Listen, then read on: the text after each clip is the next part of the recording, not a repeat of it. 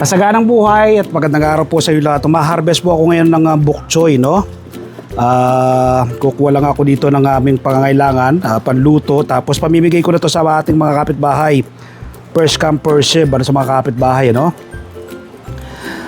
Sinong gustong maka-avail, punta lang dito sa amin, ano? Yung mga kapitbahay natin. Kaganda po nila, oh. Ang lalaki. Yan. No? Ito po yung pinakamasarap na bahagi ng pagtatanim, eh. Yung pag-harvest, no? Ayan. Sariwang-sariwa. 1 month old po itong ating mga bok choy na to mula nang maitanim natin dito sa ating garden, ano? Ito po yung Kratky method, no?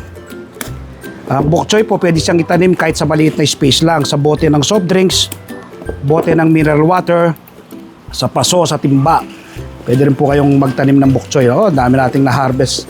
Marami pa tayong mabibigyan, ano? Marami tayong mabibigyan. Ito, ay ipa-plastic ko lang mamaya yan. Papakita ko po sila sa inyo, ha? So, yun po yung mga na-harvest natin, ano? Yan. Kratky po yan. Sa ilang Kratky ba yan? 1, 2, 3, 4, 5, 6, 7, 8. O, yung iba dito galing sila, oh. Yan. Tataba, ang gaganda. Kita niyo po, diba? Ang tataba. So, yan. Sobra-sobra sa ating pangangailangan ito. Pamimigay natin sa ating mga kapitbahay. Ang bok choy po, tinatanim siya through seeds. Ipunla nyo po muna. Pagkapunla ay kapag meron na po siyang 4 hanggang 5 daon, pwede na po yung i-transplant kung saan nyo siya gustong itanim, ano?